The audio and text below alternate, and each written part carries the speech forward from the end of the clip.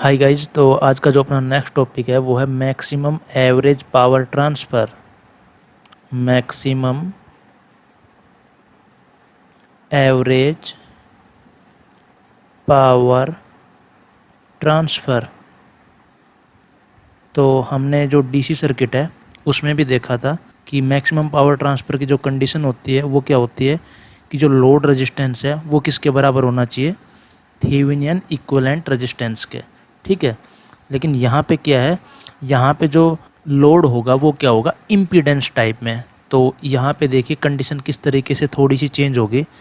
तो यहाँ पे हम मानते हैं कि एक लीनियर सर्किट है, लीनियर सर्किट।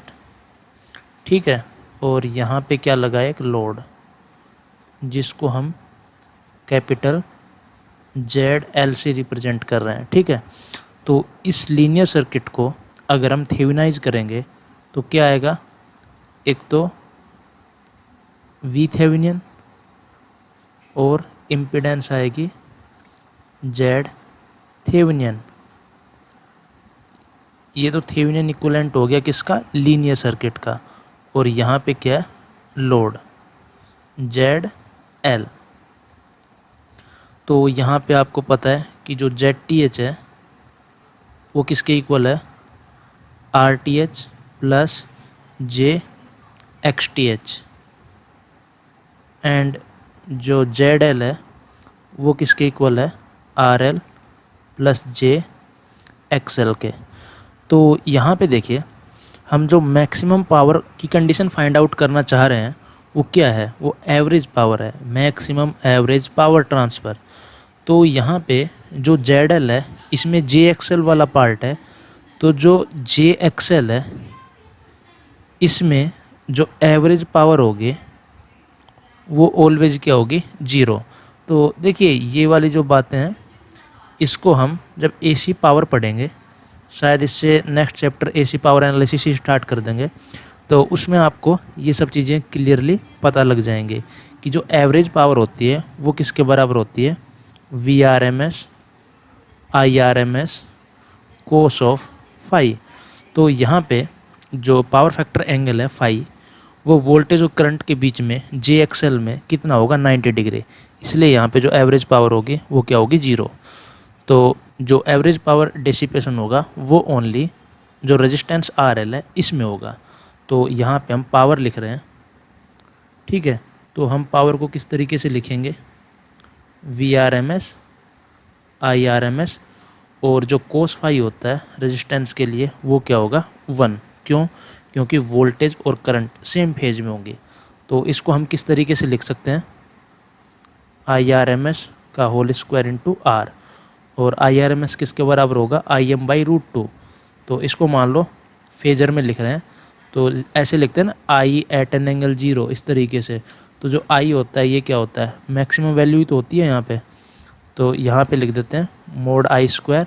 तो जो एंगल है जैसे ऐसे लिखते हैं ना, I at an angle theta, तो इसका मैग्नीट्यूड किसके बराबर होता है, I के। क्यों, क्योंकि एट एन एंगल थीटा क्या है, e⁻j थीटा, और उसका मैग्नीट्यूड कितना होता है, cos square plus sine square, तो वो होता है 1 इंटू 1/2। I/√2 होता है ना उसका स्क्वायर, 1/2 इंटू RL।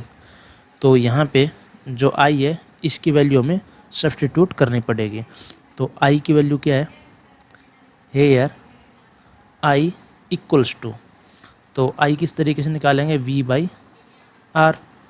तो यहाँ पे क्या आएगा, ZTH ZL, तो ZTH प्लस ZL, इसको क्या लिख सकते हैं, VTH upon RTH plus JXTH plus RL plus JXL। तो यहाँ से VTH upon RTH plus RL plus JXL plus XTH।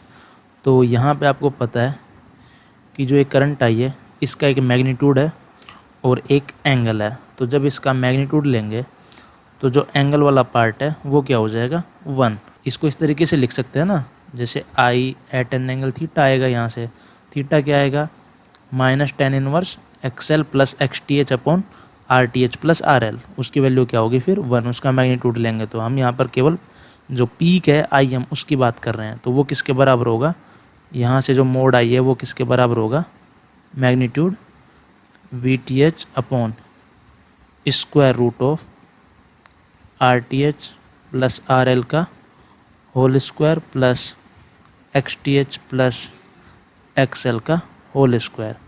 तो यहाँ से हम जो एवरेज पावर है वो किस तरीके से लिखते हैं, P equals to 1/2 V T H square upon R T H plus R L का whole square plus X T H plus X L का whole square into R L. तो यहाँ पर हमें पीक को क्या करना है, मैक्सिमाइज, और यहाँ पे दो वेरिएबल हैं are L and x L. तो ये सब चीज़ें आप मैथमेटिक्स के कैलकुलस वाले पार्ट में पढ़ चुके होंगे कि जब एक्स एंड वाई जब वेरिएबल होते हैं तो हम उस फंक्शन का मैक्सिमाइज किस तरीके से फाइंड आउट करते हैं, यूजिंग पार्शियल डेरिवेटिव। तो यहाँ पे क्या करेंगे, del P by del R इसको जीरो करेंगे and del P by del XL इसको भी किसके बराबर करेंगे, जीरो के। तो यहाँ पे del P by del R calculate कर रहे हैं, del P by del R. तो जो R T H plus R L का whole square plus X T H plus X L का होल स्क्वायर है, इसका क्या होगा, होल स्क्वायर। फिर देखो इसको एज इट इज रखेंगे, तो यहाँ पे R T H plus R L का whole square plus X T H plus X L का होल स्क्वायर, इसको एज इट इज। और न्यूमरेटर का क्या करेंगे, डिफ्रेंशिएशन, आर एल का क्या होगा 1 माइनस आर एल को एज इट इज, जो नीचे वाला पार्ट है डिनोमिनेटर, इसका क्या करेंगे, डेरिवेटिव। तो यहाँ पे क्या आएगा 2 times are T H plus R L and are L का क्या होगा 1।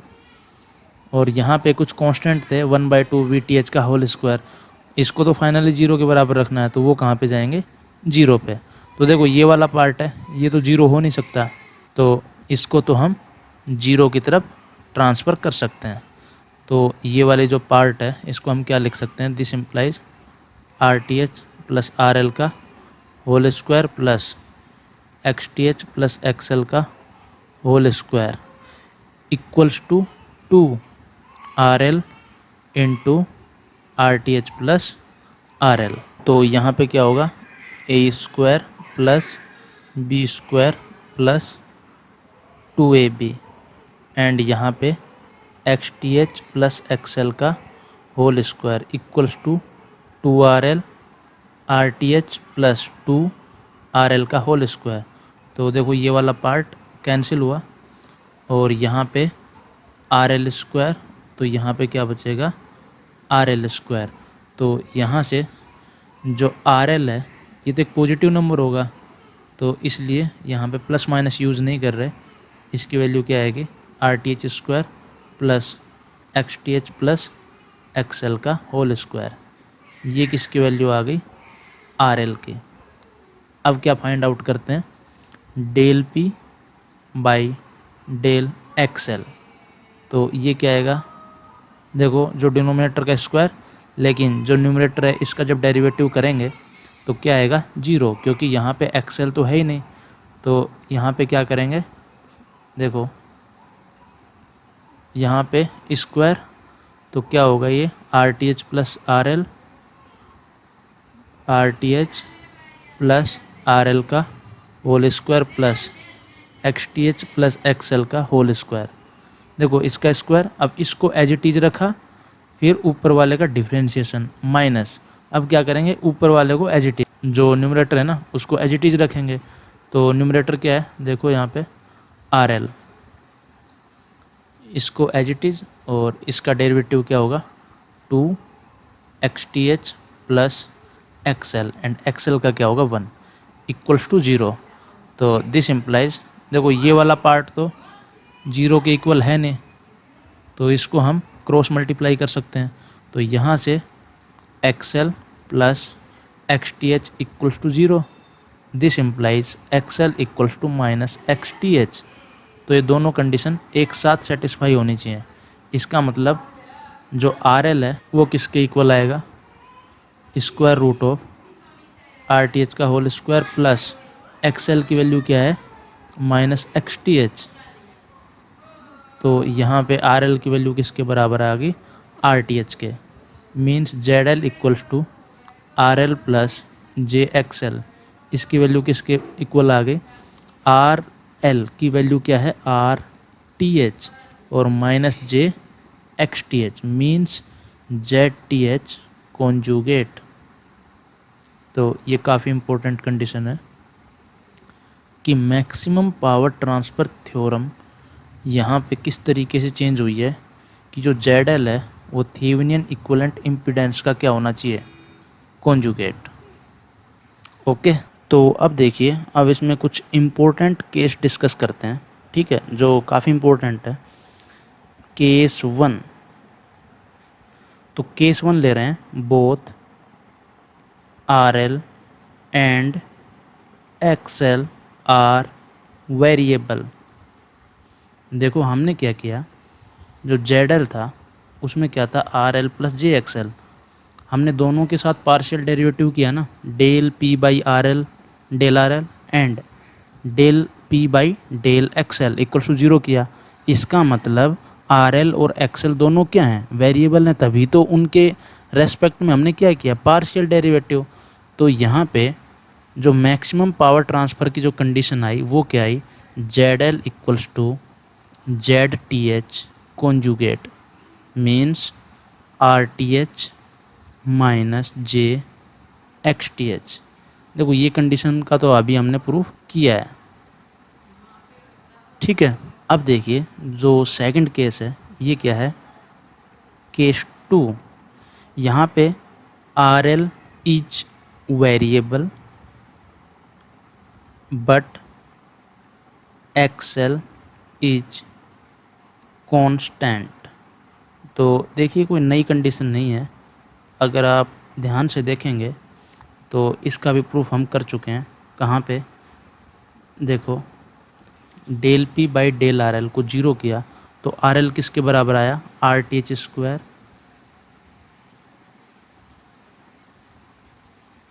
Are T H square plus X L plus X T H का होल स्क्वायर।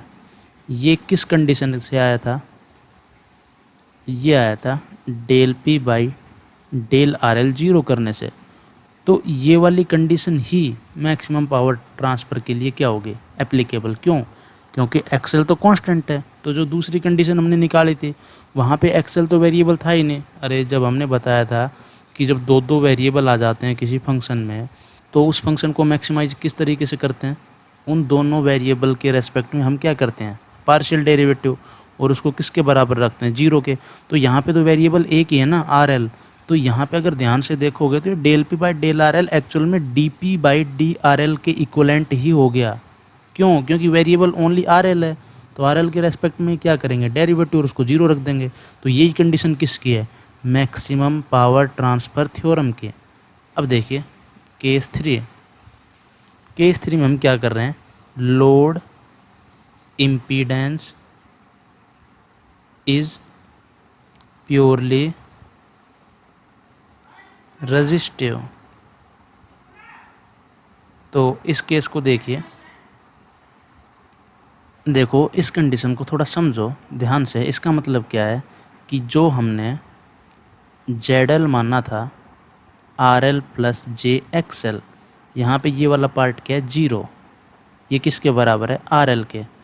तो यहाँ पे जो कंडीशन निकालेंगे वो only del P by del R L equal to 0 से ही निकालेंगे। वेरिएबल क्या है, only R L. This implies जो आर एल हमें मिला था वो क्या मिला था, square root of R T H का whole square plus X L plus X T H का होल स्क्वायर। यहाँ पे जो एक्स एल है वो क्या है, 0। इसका मतलब ये किसके बराबर आ गया, आर टी एच का whole square plus X T H का होल स्क्वायर, जिसको हम मोड जेड टी एच भी बोल सकते हैं। तो ये केस नंबर 3 था। अब देखते हैं केस नंबर 4। केस 4। तो केस 4 क्या है? Are L and x L R variable but the impedance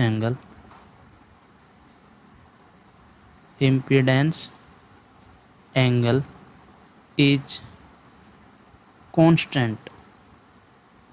तो इस केस को देखिए ध्यान से, यहाँ पे क्या कंडीशन आएगी मैक्सिमम पावर ट्रांसफ़र की? तो यहाँ पे कंडीशन क्या है? Z L equals to R L plus J X L and यहाँ पे जो इम्पीडेंस एंगल है जिसको मान लीजिए थीटा बोल रहे हैं वो क्या है? tan inverse x L upon R L है। ये क्या है? कांस्टेंट। ठीक है, तो देखिए इसका जो रिजल्ट है वो याद रखो कि मोड जेड एल किसके बराबर होगा? मोड जेड टी एच के। और अगर इसको प्रूफ के लिए प्रोसीड करना चाहो तो किस तरीके से कर सकते हो? यहाँ से जो एक्स एल है उसको लिख दो के इंटू आर एल टाइप में, जहाँ पे के क्या है? कांस्टेंट। तो जो आपने पावर की इक्वेशन लिखी है वहाँ पे एक्स एल की जगह क्या रखोगे? के आर एल। वहाँ से उसको D P by D R L zero करो और एक्स एल की कंडीशन कहाँ से होगी? यहाँ से। तो उसको अगर सिंप्लीफाइड करके देखोगे तो जो कंडीशन मिलेगी वो क्या मिलेगी? Mod Z L equals to Z T H. तो जो मैक्सिमम पावर ट्रांसफ़र थ्योरम है इसमें जो केसेस हैं ये काफ़ी इंपॉर्टेंट है। क्यों? क्योंकि मान लीजिए एसी सर्किट दे रखा है और जो लोड है उसको प्योरली रजिस्टिव बोल दिया, तो जो आर एल है जिसके ऊपर मैक्सिमम पावर ट्रांसफ़र होगी उसकी वैल्यू क्या होगी? आर टी एच का whole square plus X T H का होल स्क्वायर का स्क्वायर रूट। ओके, तो यहाँ पे हमेशा जो जेड एल है वो जेड टी एच के कॉन्जुगेट के इक्वल नहीं होगा। ये डिपेंड करेगा कि कौन सा केस है, क्या वेरिएबल है, क्या कांस्टेंट है। ओके, अब इस चैप्टर का एक लास्ट टॉपिक डिस्कस कर लेते हैं, फेजर डायग्राम्स। Phasor diagrams. तो ये देखिए यहाँ पे तो ज़्यादा इम्पोर्टेंट नहीं है नेटवर्क में, लेकिन मशीन और जब पावर सिस्टम हम स्टडी करेंगे तो उस टाइम पे जो फेजर डायग्राम्स हैं उनकी जो एप्लीकेशन है वो बहुत ज़्यादा है। इसलिए इसको थोड़ा सा फील करने की कोशिश करो कि किसी सर्किट का फेजर डायग्राम किस तरीके से बनाया जाता है। ओके, तो इसमें जो फर्स्ट पार्ट ले रहे हैं वो है आर एल सीरीज सर्किट। तो यहाँ पे देखिए ये रेजिस्टेंस और यहाँ पे इंडक्टेंस और यहाँ पे मान लीजिए एक वोल्टेज सोर्स है, एसी वोल्टेज सोर्स। ठीक है, इस सर्किट में जो करंट है उसको कैपिटल आई से रिप्रेजेंट कर रहे हैं। ठीक है, फेजर में। तो यहाँ पे देखिए जो सीरीज आरएल सर्किट है इसमें जो करंट है वो सभी एलिमेंट से सेम फ्लो हो रही है। तो जो करंट है इसको मान लेते हैं रेफरेंस फेजर आई। ठीक है, मीन्स जो करंट का फेजर है उसको एट एन एंगल 0 डिग्री मान लिया। ठीक है, अजम्पशन है ये। तो इसके रेस्पेक्ट में जो रजिस्टर है इसके अक्रॉस वोल्टेज, इंडक्टर के अक्रॉस वोल्टेज और जो net voltage capital V represent किया है इसको हम फेजर डायग्राम में किस तरीके से रिप्रेजेंट करेंगे। तो यहाँ पे प्लस माइनस वोल्टेज मान लेते हैं वी आर और प्लस माइनस वी एल। तो जो वी आर है वो किसके इक्वल होगा? आई इंटू आर के, और जो वी एल होगा वो किसके इक्वल होगा? आई इंटू जे ओमेगा एल। फेजर में बताया था। ठीक है, तो यहाँ पे जो अगर वी आर को ध्यान से देखोगे तो ये किसके फेज में है? अगर करंट का phase I at an angle 0 degree मैंने एज्यूम किया है तो वी आर का भी जो फेज आएगा वो क्या आएगा? 0 डिग्री। मीन्स जो डायरेक्शन होगी वो क्या होगी? सेम। तो ये जो फेजर है इसको मान लेते हैं वी आर। और जो वी एल है इसका फेजर देखो जे है, जे का मतलब प्लस 90 डिग्री। तो यहाँ पे जो वी एल है इसकी अगर मैग्नीट्यूड और फेज की बात की जाए तो इसको क्या लिखेंगे? I omega L at an angle 90 degree. तो इसका फेजर क्या बनेगा? 90 डिग्री का मतलब क्लॉकवाइज रोटेशन 90 डिग्री। तो इस फेज़र को हमने कहाँ पे रखा, यहाँ पे क्यों रखा है, देखो ये इम्पोर्टेंट है चीज़ समझने की। जैसे यहाँ पे वी एल है तो 90 डिग्री का मतलब तो ये है कि हम इस फेज़र को यहाँ पे भी बना सकते हैं, यहाँ पर भी बना सकते हैं, ठीक है। लेकिन हमने इसको यहाँ पर ही क्यों बनाया, क्योंकि यहाँ पे अगर आप ध्यान से देखोगे तो अगर मैं v का फेज़र रिप्रेजेंट करूँ तो v किसके बराबर होगा, V R plus V L के। अब आपको वेक्टर में पता है कि जो ट्राइंगल लो है वेक्टर के समेशन का, उसके लिए एक के हेड पर दूसरे का क्या होना चाहिए, टेल, ठीक है। इसलिए हमने जो वी एल है इसको, ही तो फ्री वेक्टर होते हैं ना, इसको जैसे इस वेक्टर को यहाँ से उठा के अगर स्पेस में मैं यहाँ पे रख दूँ तो ये वेक्टर चेंज थोड़ी होगा, ठीक है, ये फ्री वेक्टर है। इसलिए इस वेक्टर को उठा के हमने कहाँ पे रखा है, यहाँ पर। तो आई थिंक ये वाली चीज़ समझ में आ गई होगी कि हम यहाँ पे इस वेक्टर को वी एल को यहाँ पे क्यों रिप्रेजेंट किया है। तो अब देखिए, अब हम क्या कर रहे हैं, अब हमें जो कैपिटल वी है, जो voltage across R and L, उसको हम किस तरीके से रिप्रेजेंट करें। तो वी किसके बराबर है, V R plus V L के। तो वी आर को हम किस तरीके से रिप्रेजेंट करेंगे, ये वी वेक्टर हो गया, ठीक है, जो किसका समेशन है, V R vector plus V L vector का। तो ये इस सर्किट का क्या हो गया, फेजर डायग्राम। और ये जो एंगल है ये पावर फैक्टर एंगल हो गया। जो वोल्टेज और जो नेट करंट के बीच में जो एंगल होता है उसको क्या बोलते हैं, इनपुट पावर फैक्टर एंगल। तो इनपुट वोल्टेज V और जो करंट है वो I है, दोनों के बीच का एंगल क्या है, थीटा। तो यहाँ पे थीटा क्या है, इनपुट पावर फैक्टर एंगल, ठीक है। सिमिलरली जो इसमें सेकंड केस ले रहे हैं वो RC सीरीज सर्किट ले रहे हैं, RC सीरीज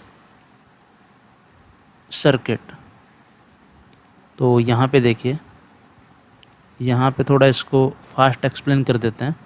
यहाँ पे C ये plus minus voltage across capacitor and register, यहाँ पे AC वोल्टेज सोर्स, ठीक है, नेट करंट क्या है I।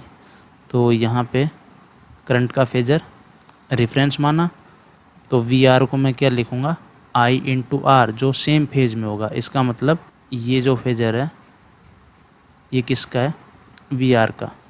और यहाँ पे अगर VC लिखूँ तो वो क्या आएगा, I into 1/j omega C phasor में, ठीक है। तो इसको क्या लिखूँगा, I omega C at an angle -90 degree. तो इस फेजर को मैं कहाँ पे रिप्रेजेंट करूँगा, यहाँ पे। क्यों, क्योंकि जो नेट वोल्टेज है वो किसका सम है, VR प्लस VC का। तो ये कैपिटल V, ये एंगल थीटा जो क्या है, पावर फैक्टर एंगल। अब यहाँ पे एक केस और ले लेते हैं, सीरीज RLC सर्किट का, ठीक है।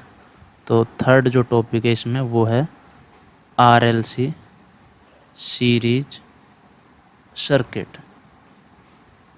तो इसको देखिए, यहाँ पे RLC,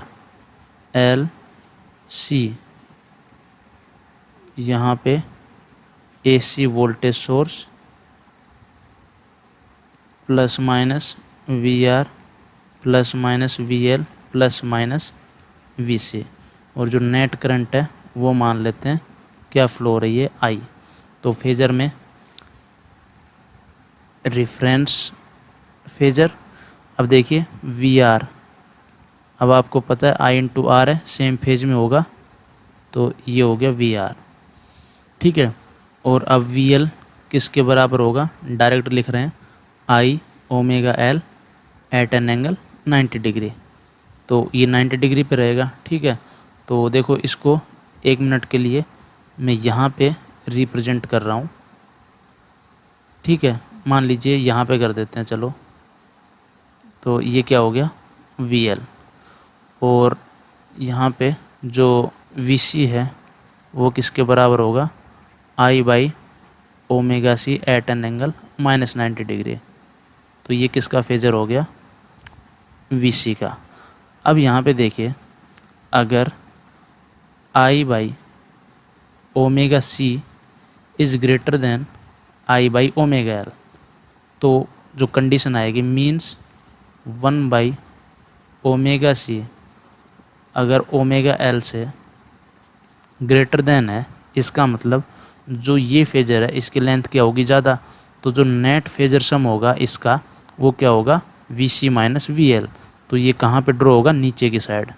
तो इस फेजर को हम किस तरीके से ड्रॉ करेंगे, ये I, यहाँ पे VR और यहाँ पे इस फेजर की जो लेंथ है वो क्या होगी रिड्यूस, VC माइनस VL।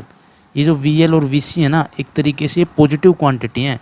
जो डायरेक्शन तो हमने शो कर ही दी फेजर में, तो यहाँ पे पॉजिटिव नेगेटिव अब इससे एसोसिएट नहीं है, ठीक है। ये तो एक तरीके से मैग्नीट्यूड को रिप्रेजेंट कर रहे हैं। तो जो नेट वोल्टेज होगा वो क्या होगा, ये वाला। और केस 2 इसको सेपरेट डिस्कस कर देते हैं यहाँ पे कि अगर I/ω/c is less than ω/L, I/ω/L यानी कि 1/ω/c is less than ω/L, तो जो VL है वो ग्रेटर देन होगा किससे, VC से। तो फेजर किस तरीके से बनेगा, I और यहाँ पे VR और ये VL minus VC। Net phasor कहाँ पे होगा, ऊपर की तरफ। तो ये नेट वोल्टेज V, ये एंगल थीटा, ये एंगल थीटा। तो थीटा क्या है यहाँ पे, पावर फैक्टर एंगल। तो आई थिंक जो फेजर है उसकी थोड़ी फील आ गई होगी कि किस तरीके से हम फेजर ड्रॉ करते हैं। और हम ऐसे ही पैरेलल RC, RL, RLC इनके लिए ड्रॉ कर सकते हैं फेजर, लेकिन ये इतना इम्पोर्टेंट नहीं है नेटवर्क सब्जेक्ट के अकॉर्डिंग। लेकिन जैसे ही मशीन पावर सिस्टम पढ़ेंगे तो वहाँ पे फेजर के बिना काम नहीं चलेगा, इसलिए यहाँ पे थोड़ा सा एक्सप्लेन किया है कि फेजर क्या होता है। तो यहाँ पे चैप्टर कंप्लीट होता है। नेक्स्ट वीडियो लेक्चर में हम क्या करेंगे, इस चैप्टर के रिगार्डिंग प्रॉब्लम सॉल्विंग का लेक्चर रखेंगे। Okay, thank you.